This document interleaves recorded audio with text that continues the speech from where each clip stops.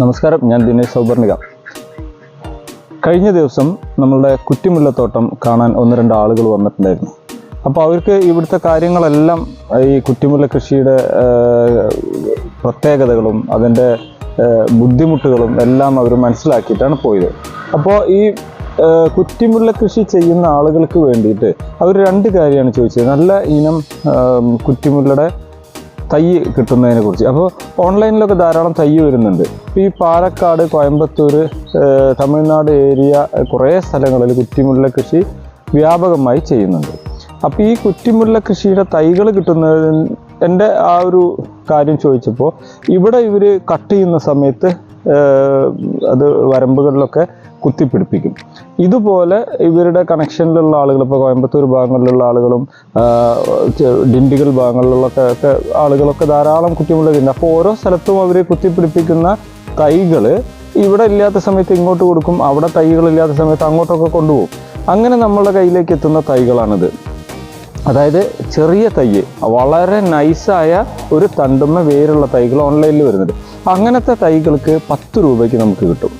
പക്ഷെ അതിന് കരുത്ത് വളരെ കുറവായിരിക്കും. അത് പിന്നെ കവറിലൊക്കെ വെച്ച് വളർത്തി കുറേ കാലം പിടിക്കും.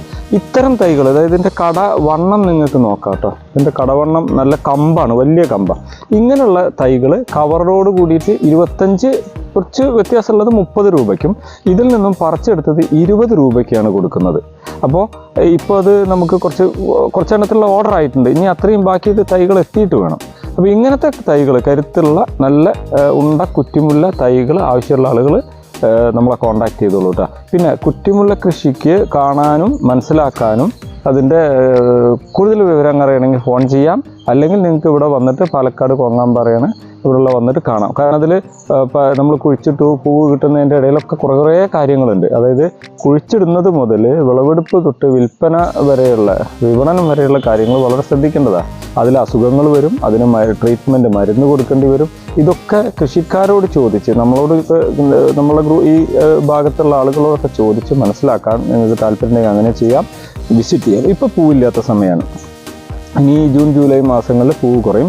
ഈ സമയത്ത് അവർ മഞ്ഞളിപ്പ് രോഗങ്ങളൊക്കെ വരുന്നതിൽ കാണാൻ, ചിലപ്പോൾ അതിനൊക്കെ മരുന്നൊക്കെ കൊടുത്ത് ഒന്ന് വെട്ടി വൃത്തിയാക്കി വളമൊക്കെ കൊടുത്ത് ഓഗസ്റ്റ് ആകുമ്പോഴേക്കും ചെറുതായിട്ട് പൂവ് വന്ന് തുടങ്ങും.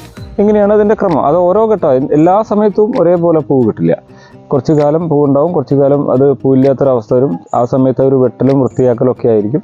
അപ്പോൾ ഇങ്ങനെയുള്ളതാണ് ഈ കുറ്റിമുല്ല കൃഷി. കുറ്റിമുല്ല കൃഷിയുടെ തൈ കുഴിച്ചിടുന്നത് മുതൽ ഉള്ള അതുമായി ബന്ധപ്പെട്ട വീഡിയോ ചെയ്യാൻ ആളുകൾ ആവശ്യപ്പെട്ടിട്ടുണ്ട്. അപ്പോൾ നമുക്ക് അടുത്ത് തന്നെ അങ്ങനെ ഒരു വീഡിയോ, തൈ നടിയിൽ എങ്ങനെയാണ് എന്ന് പറഞ്ഞുകൊണ്ടുള്ള, അതായത് കൃഷിയായിട്ട് ചെയ്യുമ്പോൾ കേട്ടോ, കൃഷിയായിട്ട് ചെയ്യുമ്പോൾ ഒരു വലിയൊരു സ്ഥലത്ത് കൃഷിയായിട്ട് ചെയ്യുമ്പോൾ എങ്ങനെ ചെയ്യണം എന്നുള്ളതാണ് നമ്മൾ മെയിൻ ഉദ്ദേശിക്കുന്നത്. അല്ല ചട്ടിയിലോ ഗ്രോ ബാഗിലോ പിന്നെ അതേപോലെ വീട്ടുമുറ്റത്ത് 2, 3, 4 മുരട് ഈ കുറ്റിമുല്ല വെക്കണമെന്ന് നമുക്ക് സാധാരണ രീതിയിൽ മതി. കൃഷിയായിട്ട് ചെയ്യുമ്പോഴുള്ള കാര്യങ്ങൾ, അല്ലെങ്കിൽ നല്ലവണ്ണം പൂവ് കിട്ടാനുള്ള ടെക്നിക്ക് എന്താണെന്നൊക്കെ ആ വീഡിയോയിൽ പറയാം.